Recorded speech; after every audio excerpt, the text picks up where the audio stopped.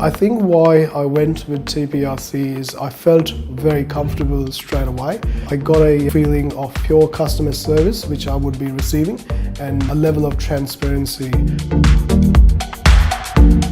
We've been doing a lot of interviews of potential candidates. We structured it away through an interview process, a testing process, to give us a score line of where we need to be and what we know will fit into the Australian labour market for ourselves.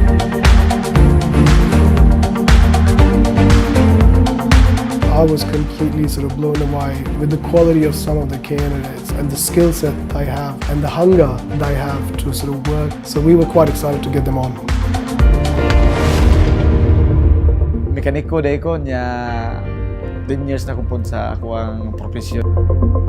Gusto juga magtrabaho sa Australia kay para sa pamilya.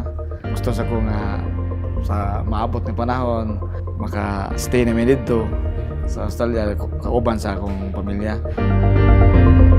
Akong ibati karon nga medyo komportable ako. Komportable ko sa akong buhat karon murag.